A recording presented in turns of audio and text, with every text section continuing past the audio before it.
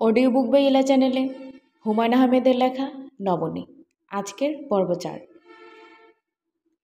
নাকি এগুলো শুধু কথার কথা? আমার কি হয়েছে? আমি কি এই মানুষটির প্রেমে পড়ে গেছি? প্রেমে পড়ার মতো কি আছে এই মানুষটার? মানুষটি যদি বিবাহিত হতো, তার কয়েকটা ছেলেমেয়ে থাকতো, তাহলেও কি আমি ঠিক এভাবেই আকর্ষিত হতাম?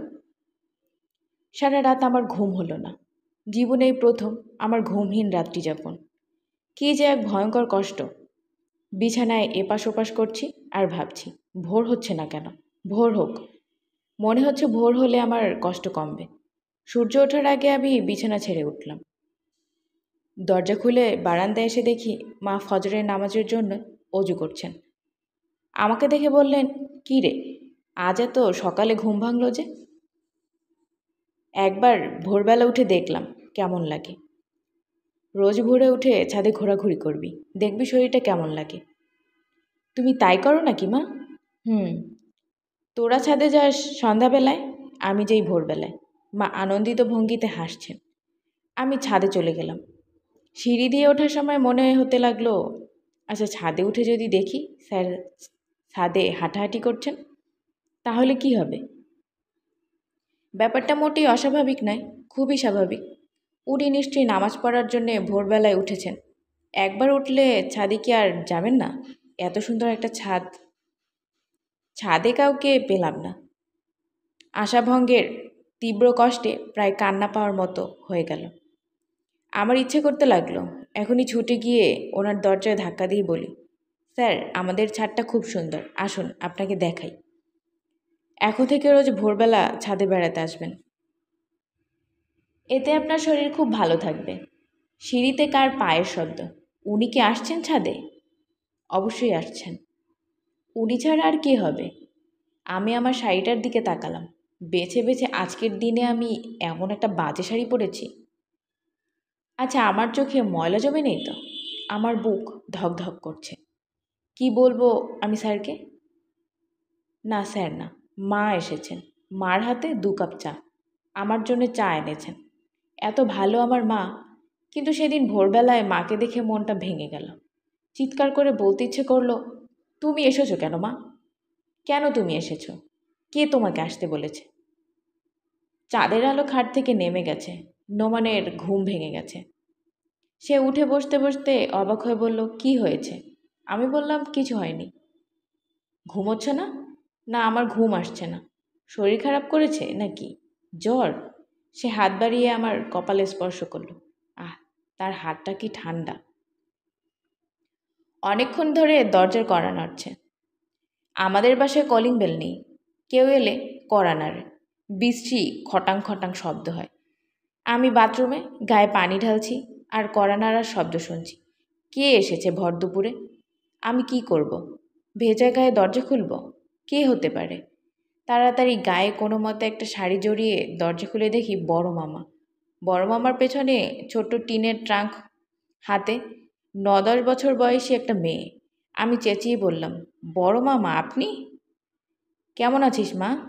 ভালো। সাথে এটা কে? তোর জন্য কাজের মেয়ে নিয়ে এসেছি। তুই ইরার কাছে চিঠি লিখেছিস।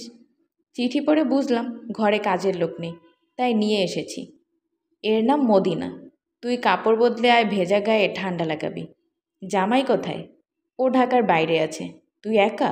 জি। আচ্ছা যা কাপড় বদলে আয়, পরে কথা বলবো। বড় মামা বেশিক্ষণ থাকলেন না, দুপুরে কিছু খেলেনও না। রোজা রেখে এসেছেন। সন্ধ্যাবেলা ইফতার করবেন। অফিসের কাজে নিয়ে এসেছেন। এখন কাজ সারতে যাবেন। রাতে আমার সঙ্গে দেখা করে ট্রেনে উঠবেন। চিঠি লেখার থাকলে লিখে রাখিস, হাতে হাতে নিয়ে যাব। জামাই কদিন ধরে বাইরে? 4 দিন। আসবে কবে? ঠিক নেই মামা, সপ্তাহখানিক লাগবে বলেছিল। ছবির কি একটা কাজ করছে। একা ফেলে চলে গেল? এটা ঠিক হয়নি।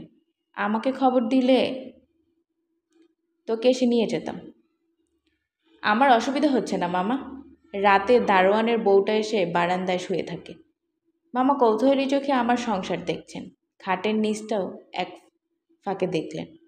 চেয়ারে বসেছিলেন, চেয়ার ছেড়ে খাটে বসলেন। খাটটা নড়ে উঠল। ব্যাপারটা বোধহয় পছন্দ হলো না। তিনি নিঃশ্বাস ফেললেন। এখানকার খবরাখবর সব ভালো তো? জি ভালো। জামাইয়ের আত্মীয়স্বজনদের সঙ্গে দেখা হয়েছে? কয়েকজনের সঙ্গে দেখা হয়েছে। ও আমাকে নিয়ে গিয়েছিল। ওরা আসে না? জি না। তোর আগের ব্যাপার ট্যাপার জামাই কিছু জানতে চায়নি তো? জি না। নিজ থেকে কিছু বলার দরকার নেই। বাবার শরীর কেমন আছে মামা? কিছু বুঝতে পারছি না। কখনো বলে ভালো, কখনো বলে মন্দ। ইরার খবর কি? ভালো। ওর বিয়ের সম্বন্ধ আসছে। জামাই মংলা পোর্টের ইঞ্জিনিয়ার। দেখে গেছে। পছন্দ হয়েছে বলেই তো মনে হয়। দেখি, আল্লাহ আল্লাহ করছি। বিয়ে শাদির ব্যাপার কলমা না পড়ানো পর্যন্ত কিছু বলা যাবে না। তোর বাসাটা বড় থাকলে তোর এখানে এনে রাখতাম। বিয়ের কোনো আলাপ আলোচনা নেত্রকোনা হওয়া উচিত না। ফট করে কেউ কোনো ভাঙানি দিবে। তোর বাসাও তো ছোট। জি, জামাই কি বলে? বড় বাসা নেবে না? এইখানেই থাকবে? এই নিয়ে কথা হয়নি মামা। তুই কিছু বলতে যাবি না। চাপ দেয়া ঠিক না। শুরুতে একটু কষ্ট করাই ভালো। কষ্ট না করলে কেষ্ট মেলে না। সংসারে ভালোবাসা থাকলে আর কিছু লাগে না। চাঁদের আলো ঢোকে ভাঙা ঘরে। পাকা দালানের জানালা খুলে দিলেও আলো ঢোকে মামা। তার জন্যে জানালা খুলতে হয় রে বড় খুকি। কয়জন আর জানালা খোলে? কেউ খোলে না। বড় মামা শুধু যে মদিনাকে নিয়ে এসেছেন তাই না, কয়েক ধরনের আচার এনেছেন। হরলিক্সের কৌটায় এক কৌটা গাওয়া ঘি। একটা প্যাকেট খুলে দেখি ঘরে পরার দুটো একটা গামছা। বড় খুকি, জি মামা, জামাইয়ের জন্যে স্যুটের কাপড় কিনে দেব বলে ঠিক করেছিলাম। ওকে সাথে নিয়েই কেনার ইচ্ছে ছিল। স্যুট কিনে দোকানে দিয়ে দর্জির খরচটাও দিয়ে দেয়া, নয়তো খাজনার থেকে বাজনা বড় হয়ে যায়। এখন কি করি বলতো? স্যুটের কাপড় লাগবে না মামা, ও স্যুট পরে না, ছোট চাকরি করে। এই চাকরিতে স্যুট পরলে লোকে হাসবে। ওর ছোট চাকরির জন্য মন খারাপ করিস না মা। এমনি বললাম, আমার মন খারাপ না। আলহামদুলিল্লাহ, শুনে ভালো লাগলো। আচ্ছা, পরের বার যখন আসবো তখন বানিয়ে দিয়ে যাব। মামা, আপনার শরীর কেমন? আছে, ভালোই আছে। মাথা ব্যথাটা হয়? টিউমার হয়েছে কি না কে জানে। আমাদের এখানেই একজন ডাক্তার আছেন, ওয়াদুদ সাহেব। বন্ধু মানুষ। তিনি বলছিলেন টিউমারের টেস্ট ফেস্ট করাতে। কাগজে কী সব লিখেও দিয়েছেন। করাবেন না? করাবো, পরের বার করাবো। ও আচ্ছা, ভুলে গেছি, ছোট খুকির চিঠিটা নে, জবাব লিখে রাখিস। বারবার বলে দিয়েছে জবাব নিয়ে যেতে। জবাব ছাড়া গেলে খুব রাগ করবে। আর মদিনাকে কিছু খেতে দে, ওর বোধহয় খিদে পেয়েছে। এদের কিন্তু পেটের আন্দাজ নেই, যা দিবি তাই খেয়ে পেটের ওষুধ বাঁধাবে। হিসেব করে দিস। আমি এখন উঠি রে মা। মদিনাকে খেতে দিয়ে আমি ইরার চিঠি নিয়ে বসলাম।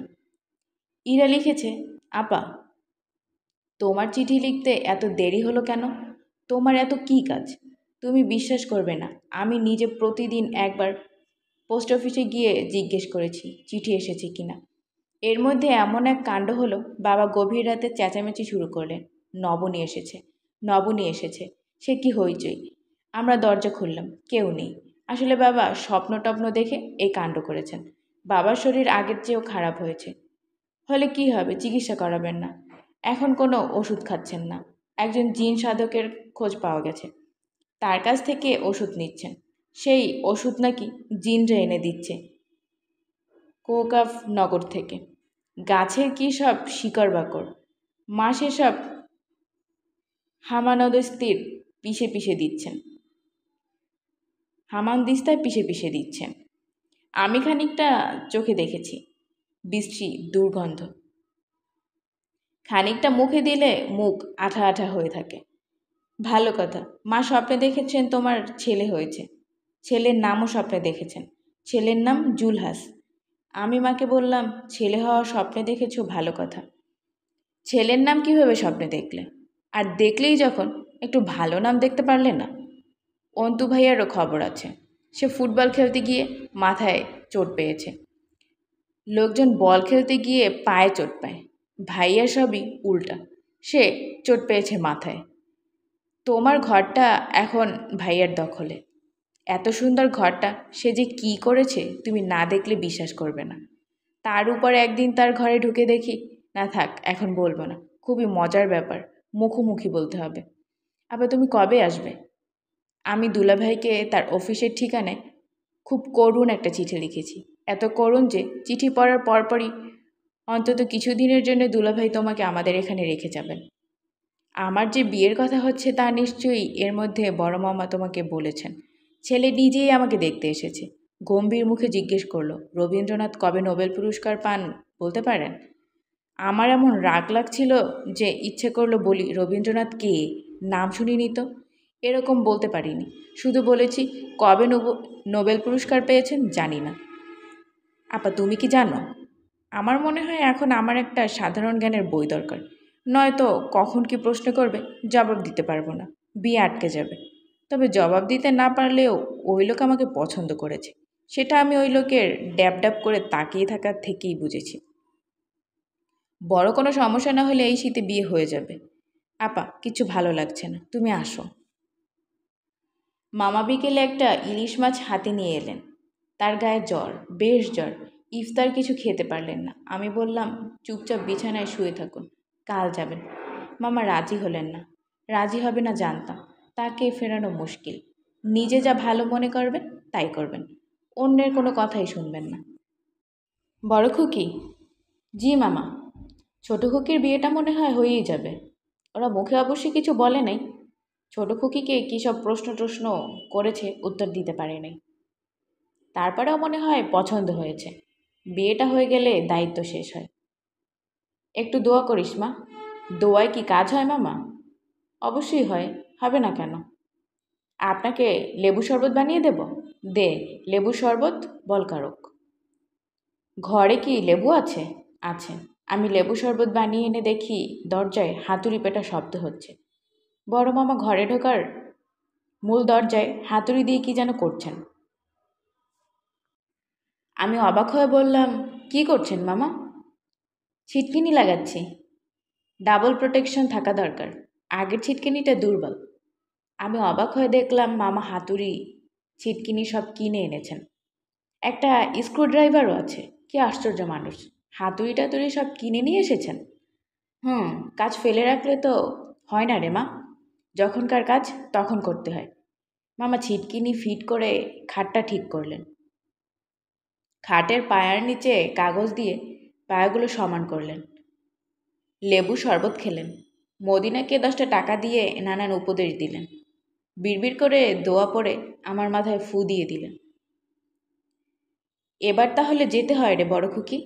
একটা চিঠির কাগজ আন। জামাইকে 2 লাইনের চিঠি লিখে যাই। 2 লাইনের চিঠি লিখতে মামার অনেক সময় লাগলো। টপ টপ করে মাথা থেকে ঘাম ঝরছে। পানি চেয়ে পানি খেলেন। আপনার শরীর কি বেশি খারাপ লাগছে মামা? না, ঘাম হচ্ছে, জ্বর ছেড়ে দিচ্ছে বলে মনে হয়। চিঠি শেষ করে মামা উঠে দাঁড়ালেন। দোয়া পড়ে ফু দেওয়ার পর্ব আবার হলো। আমি বললাম, মামা আপনার ধারণা আপনার শরীর বেশি খারাপ, আপনি রাতটা থেকে যান। না রে বেটি না, জামাই এলেই চিঠিটা দিবি। আমি কি পড়তে পারবো মামা? অবশ্যই পারবি, না পারার কি আছে। ঘর থেকে বের হবার ঠিক আগে মামা বাথরুমে ঢুকে বমি করলেন। আমি মাথা মুছিয়ে দিলাম। মামা বললেন, বমি হয়ে যাওয়ায় ভালো হয়েছে, শরীরটা ফ্রেশ লাগছে। তুই আমাকে নিয়ে শুধু শুধু চিন্তা করিস না। কি হয় একটা রাত থেকে গেলে? খালি বাসা ফেলে এসেছি, না গেলে হবে না। খালি বাসা কেন? মামি কোথায়? আর বলিস না, খামাখা ঝগড়া করে বাপের বাড়ি চলে গেছে। কয়েকবার আনতে গেছি, আসে না। ঝগড়া ঝগড়া করে জীবনটা শেষ করলো। বড়ই আফসোস। ঝগড়া দিয়ে জীবন শুরু করলে ঝগড়া দিয়ে শেষ করতে হয়, এটাই নিয়তি। মামা সিঁড়ি দিয়ে নামছেন, আমি তাকিয়ে আছি। আমার খুব খারাপ লাগছে। বিচিত্র একটা মানুষ, সবার সমস্যাই তার সমস্যা। কিন্তু কেউ জানতে চায় না এই মানুষটার নিজস্ব কোনো সমস্যা কি আছে। নোমানের কাছে লেখা চিঠিটা পড়লাম। মামা লিখেছেন, বাবা নোমান, দোয়াপার সমাচার এই যে ঢাকা কার্যপলক্ষে আসিয়াছিলাম। তোমার সহিত সাক্ষাৎ হয় নাই, বড় খুকির নিকট সমস্ত বিস্তারিত জানিয়া সুখী হইয়াছি। এখানে আমার একটি আবদার। বড় খুকিকে নিয়া 1-2 দিনের জন্য হইলেও নেত্রকোনা যাইবা। বড় খুকির মাতা তাহার কন্যার জন্য বড়ই ব্যস্ত হইয়াছে। তাহা ছাড়া ছোট খুকিরও বিবাহের কথাবার্তা হইতাছে। এমত অবস্থায় দুই বোন কিছুদিন একত্রে থাকিলে বড় ভালো হয়। বিবাহ সম্পন্ন হইলে কে কোথায় যাইবে কেহই বলিতে পারে না। হয়তো দীর্ঘদিন আর দুই বোনের সাক্ষাৎ হইবে না। কাজেই বাবা এই বৃদ্ধের প্রস্তাব একটু বিবেচনা করিবে। আমি দেখলাম বড় মামা চিঠিতে নাম সই করতে ভুলে গেছেন। তার শরীরটা তাহলে সত্যি সত্যি খারাপ করেছে। এত বড় ভুল মামা কখনোই করবেন না। পরিষ্কার করে নাম লিখবেন, তারিখ দেবেন, ঠিকানা দেবেন। তারিখ এবং ঠিকানা ছাড়া চিঠি আমিও লিখেছি। দুটা চিঠি, দুটাই স্যারকে লেখা। প্রথমটা যখন লিখি তখন থরথর করে আমার হাত পা কাঁপছে। কী লিখছি নিজেই জানি না। কাউকে চিঠি লিখতে হলে গুছিয়ে লিখতে হয়, সুন্দর করে লিখতে হয়। এইসব কিছুই আমার মাথায় নেই। তাকে চিঠি লিখছি এই আনন্দেই আমার তখন শরীর কাঁপছে। প্রথম চিঠিতে তাকে কী লিখেছিলাম আমার কিছুই মনে নেই। আমার স্মৃতিশক্তি ভালো, সব কিছুই আমার মনে থাকে, কিন্তু ওই চিঠিটির কথা কিচ্ছু মনে নেই। শুধু মনে আছে রোল টানা কাগজে চিঠিটা লেখা। যে বল পয়েন্টে লিখছিলাম সেই বল পয়েন্টটা ঠিকমতো কালি ছাড়ছিল না।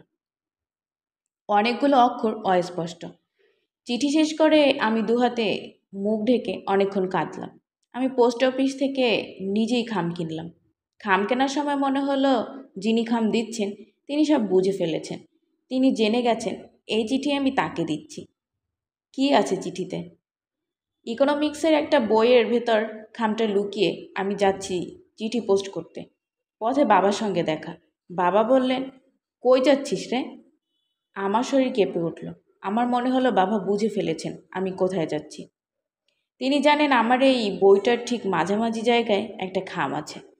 কী রে, কথা বলছিস না কে? কি হয়েছে তোর?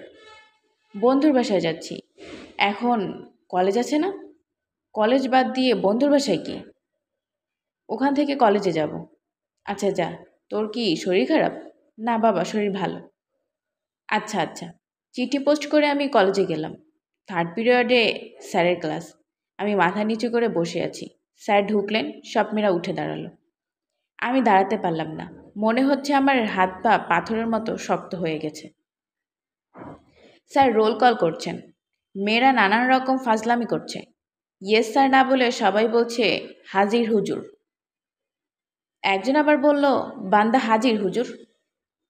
হাসির হল্লা শুরু হলো।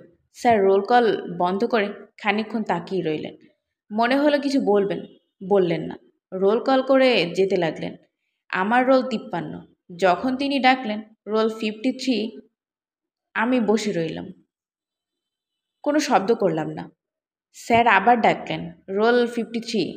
আমি চুপ করে রইলাম। স্যার কৌতূহলী হয়ে আমার দিকে তাকালেন। আমি মাথা নিচু করে আছি।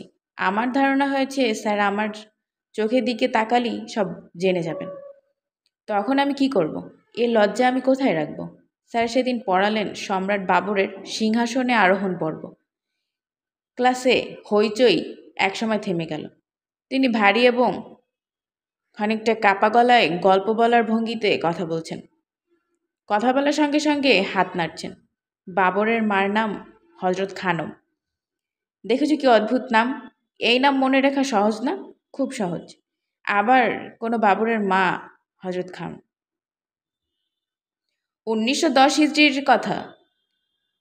ববিউস্তানি। বরিউস্তানি কি আগে একবার বলেছি? আর বলবো না। এই সময় কি হলো? হজরত খানম জ্বরে পড়লেন। মাত্র 6 দিনের জ্বরে তিনি মারা গেলেন। বাবরের বয়স তখন কত? কে বলতে পারে কত? নবনী, তুমি বলতে পারো? আমার শরীর কেঁপে উঠল। স্যার কি সুন্দর করে ডাকলেন নবনী। আর কেউ কি কোনো দিন এত সুন্দর করে আমার নাম ডাকবে?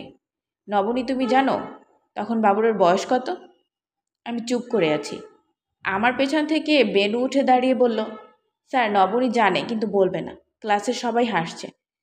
স্যার সবার হাসি অগ্রাহ্য করে পড়াতে শুরু করলেন। হজরত খানমের মৃত্যুর 4 দিনের দিন আরেকটি ঘটনা ঘটল। ঘটনা সামান্য হলেও মুঘল সাম্রাজ্যে তার ফল ছিল সুদূরপ্রসারী। আজ সেই সামান্য ঘটনা এবং তার পরবর্তী ঘটনা প্রবাহ তোমাদের বলবো। ইতিহাস থেকে আমাদের অনেক কিছু শিখতে হবে। আপাতত তুচ্ছ ব্যাপার যে একসময় সাম্রাজ্য পরিবর্তনের মতো বড় ব্যাপারে রূপান্তরিত হতে পারে, এই শিক্ষা বারবার ইতিহাস আমাদের দেয়। প্রথম চিঠিটা পাঠাবার 1 সপ্তাহ পর আমি দ্বিতীয় চিঠিটা পাঠালাম। কোনো চিঠিতে নাম ঠিকানা ছিল না, তবু স্যার ব্যাপারটা বুঝে ফেললেন। একদিন কলেজে রওনা হচ্ছি, ওনার সঙ্গে দেখা। উনি বললেন, নবনী শোনো, তোমার তো পরীক্ষা এসে গেল, এখন মন দিয়ে পড়াশোনা করা উচিত, তাই না? জি। তোমার হাতের লেখা সুন্দর, তবে হাতের লেখা সুন্দর হলেই তো হয় না, বানানের দিকে লক্ষ্য রাখতে হবে। মুহূর্ত বানানে হয়ের উপর আছে দীর্ঘ উকার।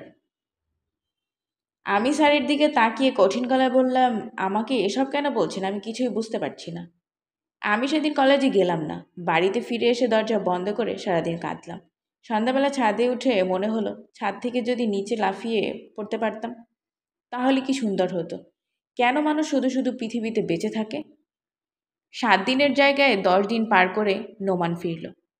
রোদে পুড়ে চেহারা এমন হয়েছে যে তাকানো পর্যন্ত যায় না। এর সঙ্গে আছে কাশি, খুক খুক খুক খুক কাশি লেগেই আছে। ঘরে ঢোকার পর থেকেই কাশছে। খুব পরিশ্রম হচ্ছে নবনী। ছবি তৈরি যে কি কঠিন কাজ তুমি ধারণাই করতে পারবে না। একটা সাধারণ 2 মিনিটের দৃশ্য করতে লাগলো সারাদিন। দৃশ্যটা কি জানো?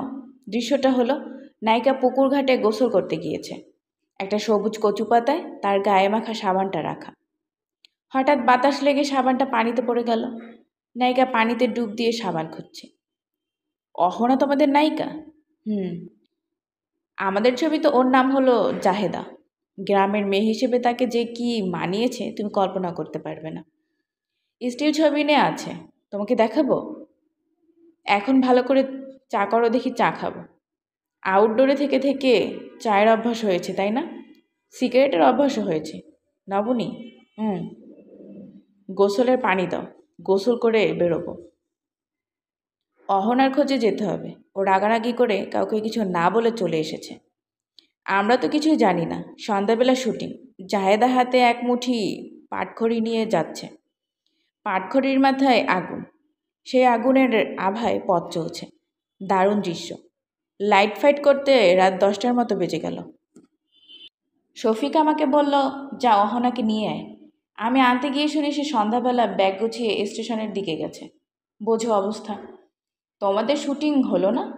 কিভাবে হবে? রাতে যে ফিরে আসবো সেই উপায়ও নেই। ট্রেন হলো পরদিন ভোর 7টায়। নোমান প্রায় 1 ঘন্টা লাগিয়ে গোসল করলো। মাথায় পানি ঢালে আর কাশে। কি বিশ্রী কাশি! এর মধ্যে এত ঠান্ডা লাগানো কি উচিত হচ্ছে? বাথরুম থেকে বের হয়ে সে কেমন জবুথুবু হয়ে বসে আছে। মনে হচ্ছে কিছুতেই উৎসাহ নেই। বাসায় যে নতুন একটা কাজের মেয়ে আছে সেদিকে তার চোখ পড়ল না। তার পোষা ময়না সম্পর্কেও সে তেমন উৎসাহ দেখালো না। একবার শুধু বলল, ময়নাটাকে ঠিকমতো খাওয়া দাওয়া দেয়া হয়েছে না বনি? ব্যাস এই পর্যন্ত। নোমান বলল, আরেক কাপ চা দাও নবনী। গোসল করে শরীরটা ফ্রেশ হয়ে গেছে। তোমার একা একা অসুবিধা হয়নি তো? না। শফিক একবার বলছিল, তুই তোর বউকে নিয়ে আয়, সে একা আছে। নিয়ে গেলেই পারতে। অহনা রাজি হলো না। রাজি হলো না কেন? অহনাকে বোঝা মুশকিল। ও কখন কি করে, খুব স্ট্রেঞ্জ মেয়ে। ইংরেজি সাহিত্যে এমএ, অনার্স এমএ দুটাতেই ফার্স্ট ক্লাস। ইউনিভার্সিটিতে চাকরি পেয়েছিল, বলল চাকরি করবে না, ঘর সংসার করবে। বছর বছর বাচ্চা দিয়ে ঘর ভর্তি করে ফেলবে, ছেলে পুলোয়। হা হা হা। এই যুগের কোনো মেয়ের মুখে এই জাতীয় কথা শুনেছ? না। ওর আরও অদ্ভুত ব্যাপার আছে, একসময় বলবো। কই চা দিলে না? আমি চা এনে দিলাম। নোমান চা শেষ করেই বের হয়ে গেল। তার চোখ টকটকে লাল। কে জানে, হয়তো জ্বর এসেছে। মদিনা বলল, আম্মা লোকটা কে? আমি বললাম, কেউ না। ইচ্ছে করে বলা না, মুখ ফসকে বলে ফেলা। নোমান জ্বর গায়ে রাত 9টার দিকে ফিরল, চোখ লাল, জ্বরের ঘোরে শরীর কেঁপে উঠছে। আমি বললাম, অহনাকে পাওয়া গেল? দেখা হয়নি, তবে খোঁজ পাওয়া গেছে। চলে গেছে রাজশাহী। তোমাকে বলেছি না, অদ্ভুত মেয়ে। এসে শুয়ে থাকো, তোমার জ্বর বাড়ছে। ঘরে কি থার্মোমিটার আছে? আছে, তবে কাজ হয় না। কাজ হবে না কেন? থার্মোমিটারের মাথাটা ভাঙা। আমি অবাক হয়ে বললাম, মাথা ভাঙা থার্মোমিটার রেখে দিয়েছো কেন? ফেলতে মায়া লাগে। রাতে সে কিছু খেলো না। মাঝরাতের দিকে তার জ্বর খুব বাড়ল। আমি তার মাথায় জলপট্টি দিচ্ছি। সে বিড়বিড় করে নানান কথা বলছে। জ্বরের ঘোরে বলছে বলেই আমার ধারণা। কোটিপতি হওয়া কঠিন কিছু না, ইচ্ছে করলে হওয়া যায়। দরকারটা কি বলো? কোনো দরকার নেই। অহনার কথাই ধরো, অহনাও কিন্তু কোটিপতি, গরিব ঘরের মেয়ে ছিল। কি যে ভয়ঙ্কর গরিব, চিন্তাই করতে পারবে না। অথচ এমন ভালো ছাত্রী, পড়াশোনার এত আগ্রহ। ইউনিভার্সিটিতে যখন পড়তো তখন হলের সিট রেন্ট দেয়ার পয়সা নেই। শফিক আমার হাত দিয়ে টাকা পাঠাতো। শফিক একটা কথা বলে, নো ফ্রি লাঞ্চ। এই পৃথিবীতে সব কিছুই নগদ অর্থে কিনতে হবে। হে হে হে। বুঝতে পারছো কিছু? বুঝতে পারছি না, বুঝতে চাচ্ছিও না। টাকা দিয়ে দিয়ে মেয়েটাকে শফিক কিনেছে। এখন চাকা ঘুরে গেছে, মেয়েটা কিনে নিয়েছে শফিককে। ঢাকা শহরে যত প্রপার্টি শফিকের আছে সব কিন্তু ওই মেয়ের নামে। এখন একবার যদি এই মেয়ে শফিককে ছেড়ে যায়, শফিক পথে বসবে। আজিমপুর কবরস্থানে বসে ভিক্ষা করতে হবে, সুর করে গান গাইতে হবে, আল্লাহুম্মা সাল্লে আলা সাইয়েদেনা মাওলানা মোহাম্মদ। প্লিজ চুপ করে থাকো, ঘুমানোর চেষ্টা করো। কথা বলতে ভালো লাগছে তো। শোনো না কি বলি, দারুণ ইন্টারেস্টিং। আমি করতাম কি, মাসের 2-3 তারিখে টাকা নিয়ে ওর সঙ্গে দেখা করতে যেতাম। হলগেট থেকে স্লিপ পাঠাতাম। Jaheda Khatun, second year honours, room number. ওনার নাম তো অহনা। অহনা পরে হয়েছে, তখন তার নাম ছিল জাহেদা খাতুন। বিয়ের পর হলো অহনা। বুঝলে না বনি, খামে ভর্তি টাকা নিয়ে যেতাম, সব নতুন চকচকে নোট। জাহেদা টাকাগুলো হাতে নিত, আমি সঙ্গে করে মানি অর্ডার ফর্ম নিয়ে যেতাম। এইখানে বসে সে মানি অর্ডার ফর্ম পূরণ করত, দেশে টাকা পাঠাতো। মানি অর্ডার ফর্মে লিখত, মা তোমাকে কিছু টাকা পাঠালাম। এখানে 2টা মেয়েকে প্রাইভেট পড়িয়ে যা টাকা পাই তাতে আমার চলে গিয়েও কিছু থাকে। পানি খাবো না বনি, পানি দাও। আমি পানি এনে দিলাম, 2 চুমুক খেয়েই রেখে দিয়ে ক্লান্ত গলায় বলল, একটা ফ্রিজ কেনা দরকার। জ্বর জারি হলে ঠান্ডা পানি খেতে ইচ্ছে করে। একটা ফ্রিজ কিনতে হবে, ফ্রিজ কেনার টাকা আছে, কালই একটা ফ্রিজ কিনে ফেলবো। কি বলো? আচ্ছা। আর একটা ক্যাসেট প্লেয়ার। তুমি একা একা থাকো, গান শোনার একটা কিছু থাকলে সময় কাটবে। আচ্ছা, কেনা হবে। ড্রেসিং টেবিলটা এখনো দিয়ে যায়নি? না। কী রকম হারামজাদা, চিন্তা করে দেখো তো। ইচ্ছা করছে পিটিয়ে লাশ বানিয়ে ফেলি। জ্বর কমলে কাল সকালে একবার যাব, এমন পিটন দিব। অবশ্যই অহনাকে আনার জন্য কাল রাজশাহীও যেতে হতে পারে। আমি হলাম তার চরণদার, বুঝতে পারছো? পারছি। সপ্তাহের ছুটি যখন হতো তখন অহনাকে আমি শফিকের কাছে পৌঁছে দিতাম, যেতাম রিক্সা করে। ওর আবার সেই সময় পেট্রোলের গন্ধ সহ্য হতো না। প্রথম প্রথম রিক্সা করে যাবার সময় খুব কাঁদতো। এই মেয়ে যে কী পরিমাণ কাঁদতে পারে তুমি বিশ্বাসও করবে না। আচ্ছা রমণী, তুমি কী রকম কাঁদতে পারো? আমি জবাব দিলাম না। জ্বরের ঘোরে ও ঝিমিয়ে পড়ল। আমি পাশেই জেগে বসে আছি। একটু দূরে হাত পা ছড়িয়ে ঘুমোচ্ছে মদিনা। মেয়েটা খুবই শান্ত। দোষের মধ্যে একটাই, হঠাৎ দেখা যায় কাজকর্ম বন্ধ রেখে কাঁদতে বসে। আমি যখন জিজ্ঞেস করি, কাঁদছিস কেন রে? সে 2 হাতে চোখ মুছে কান্না বন্ধ করে ফিক করে হেসে ফেলে বলে, এমনিই কান্দি, অভ্যাস। ও আমাকে জিজ্ঞেস করেছে আমি কাঁদি কি না। না, আমি কাঁদি না, অতি বড় দুঃসময়েও না। কি হবে কেঁদে?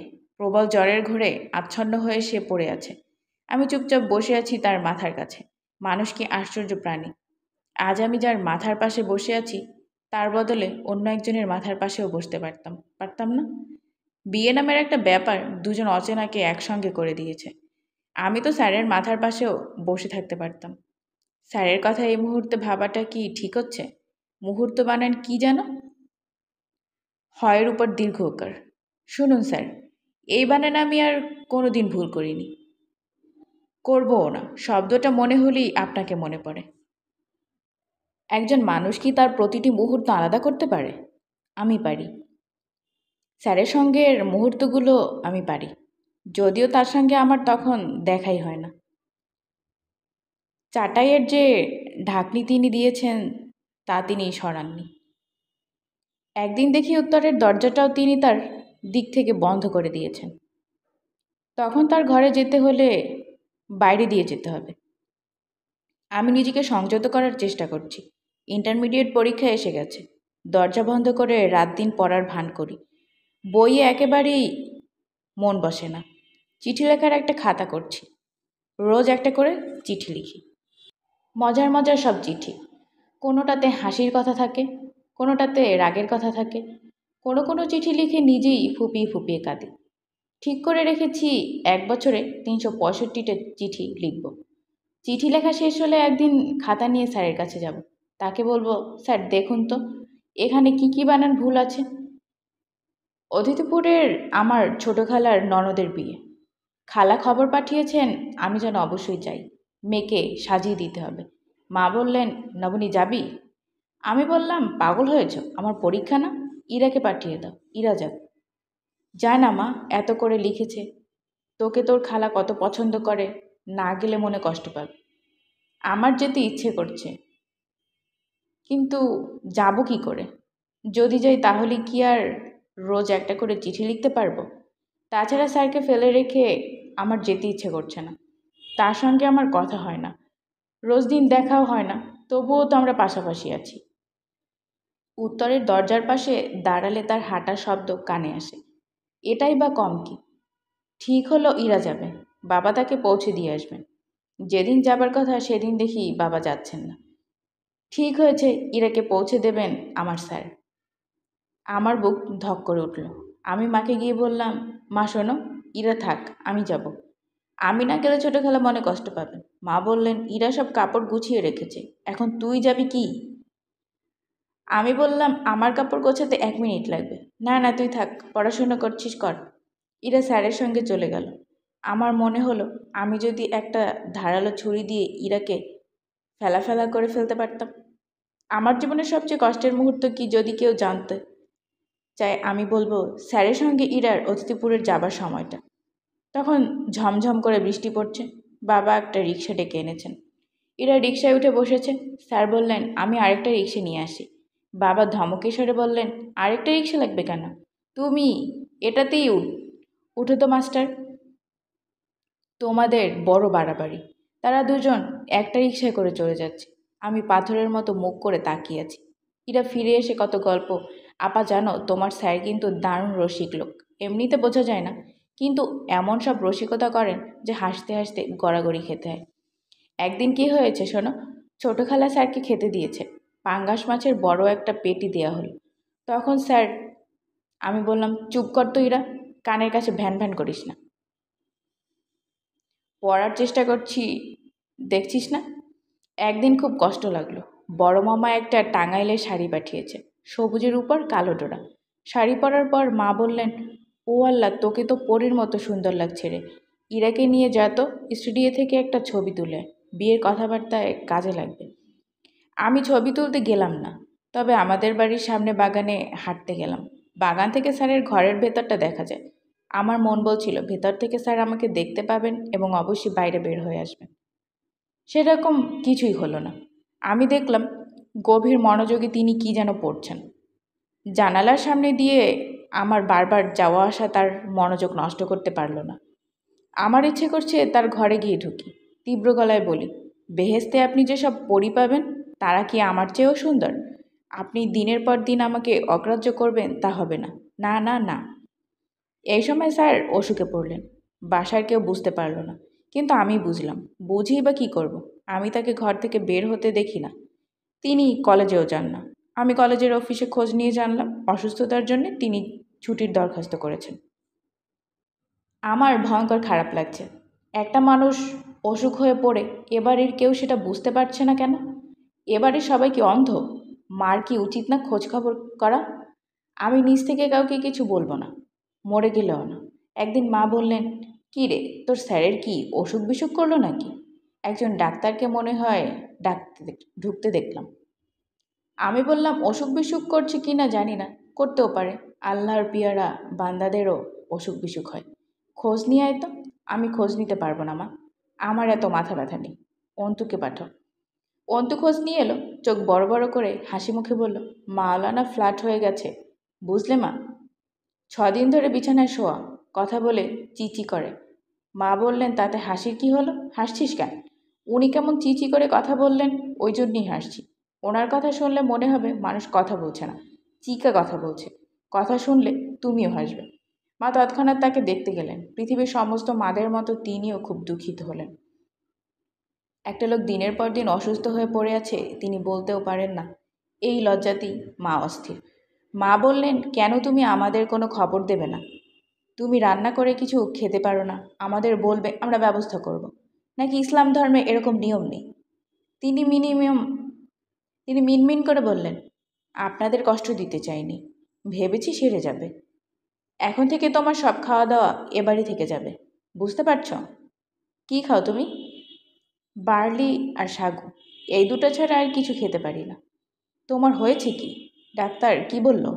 ডাক্তার রক্ত পরীক্ষা করতে দিয়েছেন, এখনও কিছু বলতে পারছেন না। দুপুরে আমি খাবার নিয়ে গেলাম। মামার পাঠানো সেই সবুজ শাড়িটা পরলাম, চোখে কাজল দিলাম, হাতে একটা ট্রেতে এক বাটি বার্লি, এক গ্লাস দুধ। স্যার আমাকে দেখে ভূত দেখার মতো চমকে উঠলেন। পৃথিবীর আশ্চর্যতম ঘটনাটি তিনি যে ঘটতে দেখলেন। বিছানায় উঠে বসতে গিয়ে কাত হয়ে পড়ে গেলেন। আমি বললাম, স্যার আপনি উঠবেন না, চুপ করে শুয়ে থাকুন। আপনার খাবার নিয়ে এসেছি। শুক্রিয়া, অশেষ শুক্রিয়া, রেখে দাও। আপনি নিজে নিজে খেতে পারবেন নাকি আমি চামচ দিয়ে খাইয়ে দেব? না না, পারবো, আমি পারবো। স্যার আমার চামচ দিয়ে খাইয়ে দিতে, কিন্তু অসুবিধা নেই। আপনি যদি অস্বস্তি বা লজ্জাবোধ না করেন, আমি খাইয়ে দিতে পারি। যদি পাপ হয় আমার হবে, আপনার হবে না। আপনি ঠিকই ভেস্তে যাবেন। তিনি দুঃখিত গলায় বললেন, তুমি আমার ধর্মকর্মটাকে এমন কঠিন দৃষ্টিতে দেখো কেন? আমি তো কারোর ক্ষতি করছি না, আমি নিজের মতো থাকি। এই নিজের মতো থাকতে গিয়ে তোমাকে যদি কোনো কারণে কষ্ট দিয়ে থাকি, তুমি কিছু মনে রাখো না। আমি অস্বস্তির সঙ্গে বললাম, আপনি কষ্ট দেবেন কেন? আমি কথার কথা বললাম, স্যার আমি যাই। একটু বসো না বুনি। বসতে ইচ্ছে না হয় দাঁড়িয়ে থাকো। আমি কয়েকটা কথা বলবো। এই কথাগুলো তোমার জানা খুব জরুরি। আমি মানুষ হয়েছি এতিমখানায়। এতিমখানার জীবনটা তো আদর ভালোবাসার জীবন না, কষ্টের জীবন। আমাদের একজন হুজুর ছিলেন, আমরা ডাকতাম মেজো হুজুর। তিনি আমাদের সবাইকে অত্যন্ত স্নেহ করতেন। ধর্মকর্মের প্রতি আমার এই অনুরাগ তার কাছ থেকে পাওয়া। আমি মনে করি না এটা ভুল। মাদ্রাসা থেকে উলাপাস করে আমি কলেজে ভর্তি হই। আমার ভাগ্য ভালো ছিল, ইন্ডিয়া সরকারের একটা স্কলারশিপ পেয়ে যাই। আলিগড় বিশ্ববিদ্যালয় থেকে এমএ করার একটা সুযোগ ঘটে। এমএ পাশ করি। আমি বললাম, স্যার আমাকে এত কথা বলার দরকার নেই। আমি খানিকটা উত্তেজিত গলায় বললেন তিনি খানিকটা উত্তেজিত গলায় বললেন, দরকার আছে। দরকার আছে বলেই বলছি। তোমরা আজ যে পোশাকে আমাকে দেখছো, সবসময় এই পোশাকেই আমি সারা জীবন পরেছি। মেজ হুজুর সেই নির্দেশ আমাকে দিয়েছেন। কেন দিলেন? কারণ আমাদের নবী এই লেবাস পরতেন। নবী আরবে জন্মেছিলেন বলে এই লেবাস পরতেন। তিনি যদি তুন্দ্র অঞ্চলে জন্মাতেন তাহলে নিশ্চয়ই এই লেবাস পরতেন না। তখন গায়ে পরতেন সিল মাছের চামড়ার পোশাক। এই অবস্থায় আপনি কি করতেন? আপনিও কি সিল মাছের চামড়ার পোশাক জোগাড় করতেন? নবীজি যেহেতু তুন্দ্রা অঞ্চলে জন্মাননি, কাজেই সেই প্রশ্ন আসে না। তাছাড়া নবীজির পোশাক পরার অন্য একটা অর্থ হলো তাকে সম্মান দেখানো। সম্মান দেখানোয় তো দোষে কিছু নেই। রবীন্দ্রনাথকে সম্মান দেখাতে গিয়ে এক সময়ে অনেকের লম্বা দাড়ি রাখতো, বাবরি চুল রাখতো। আমি চুপ করে গেলাম। স্যার সহজ ভঙ্গিতে বললেন, তুমি আমার সঙ্গে যুক্তিতে পারবে না নবনী। বোধহয় তোমার ধারণা ছিল এই জাতীয় পোশাক পরা টুপিওয়ালা লোক সব অল্প বুদ্ধি হয়। এইরকম মনে করার কোনো কারণ নেই। আমার বুদ্ধি ভালোই আছে, আমার পড়াশোনাও অনেক। তোমাকে এত কথা বললাম কারণটা কি বলুন? আরেকদিন বলবো। আজ একদিনে অনেক বেশি কথা বলে ফেলেছি। আপনি গুছিয়ে কথা বলতে পারেন? না নবনী, আমি গুছিয়ে কথা বলতে পারি না, তবে খুব গুছিয়ে চিন্তা করতে পারি। একটা কাক যে আপনার কাছে আসতো, সেটা কি আর আসে না? আসে, বিকালের দিকে আসে। একা আসে না, তার কয়েকটা বন্ধু বান্ধব জুটেছে, সব কটাকে নিয়ে আসে। এরা কেউই আমাকে ভয় পায় না, আমাকে বোধহয় কাক মনে করে। করতে পারে, পশু পাখির মনের কথা বোঝা বড়ই দুষ্কর। তবে কাক আমার খুব প্রিয় পাখি। এতিমখানায় যখন ছিলাম তখন আমার কয়েকটা পোষা কাক ছিল। কাক আপনার প্রিয় পাখি? কেন? কাকই একমাত্র পাখি যে মানুষের কাছাকাছি থাকে। অন্য কোনো পাখি কিন্তু মানুষের কাছাকাছি আসে না, তারা দূরে থাকে। আপনার কি ধারণা আমাদের সবার কাক পোষা উচিত? উনি খানিকক্ষণ চুপ করে থেকে হো হো করে হেসে উঠলেন। কোনো মানুষকে এত আনন্দিত ভঙ্গিতে আমি হাসতে শুনিনি। আমার ইচ্ছে করতে লাগলো আমি আরও কিছু হাসির কথা বলে স্যারকে হাসিয়ে দিই। স্যার হাসি থামিয়ে বললেন, এক হাসিতে আমার অসুখ অনেকখানি কমে গেছে। এখন ঘরে যাও লাবণী। না, আমি ঘরে যাব না। তোমার পড়াশোনা আছে, পড়াশোনা করো। রোগীর পাশে এতক্ষণ থাকা ঠিক না। আমার ঠিক অঠিক আমি বুঝবো, আপনাকে এই নিয়ে মাথা ঘামাতে হবে না। তিনি একটু যেন ভয়ে ভয়ে বললেন, তুমি আমার কাছে কি চাও বলো তো লাবণী? আমি কিছু চাই না। স্যার অনেকক্ষণ চুপচাপ থেকে ক্লান্ত গলায় বললেন, আমার কাছে দুটি চিঠি কি তুমি লিখেছিলে? জানি না, লিখতেও পারি। শোনো লাবণী, তুমি একটা অসম্ভব ভালো মেয়ে। আমি চাই না আমার কারণে তোমার কোনো ক্ষতি হোক। আমি উঠে দাঁড়াতে দাঁড়াতে বললাম, ক্ষতির কথা আসছে কেন? কি আবোল তাবোল কথা বলছেন? স্যার আরেকটা কথা, আমি কোনো চিঠি ফিঠি কাউকে লিখিনি। আমার খেয়ে দেয়ে কাজ নেই। মৌলবীকে চিঠি লিখব। অসুখে আপনার মাথা খারাপ হয়ে গেছে। আপনার এখানে আসাটাই আমার ভুল হয়েছে। স্যার অবাক হয়ে আমার দিকে তাকিয়ে রইলেন। আমি বললাম, আমি আর আপনার কাছে খাবার নিয়ে আসবো না। সেদিন রাতে খুব বৃষ্টি। আমি আবার তার কাছে খাবার নিয়ে গেলাম। স্যারের ঘরে পা দেয়া মাত্র ইলেকট্রিসিটি চলে গেল। স্যার ব্যস্ত গলায় বললেন, দাঁড়াও দাঁড়াও, মোমবাতি আছে, মোমবাতি চালাচ্ছি। আমি অদ্ভুত গলায় বললাম, না, মোমবাতি চালাতে হবে না, অন্ধকারই ভালো। স্যার চমকে উঠে বললেন, নবনী ঘরে যাও, প্লিজ ঘরে যাও। আমি বললাম, না। কি প্রচণ্ড ঝড় হলো সে রাতে। আমাদের শিরীষ গাছের একটা ডাল প্রচণ্ড শব্দে ভেঙে পড়ে গেল। হোক, যা ইচ্ছে হোক, আজ আমার আর কিছুই যায় আসে না। প্রবল বর্ষণ হচ্ছে, হোক বর্ষণ, সারা পৃথিবী তলিয়ে যাক।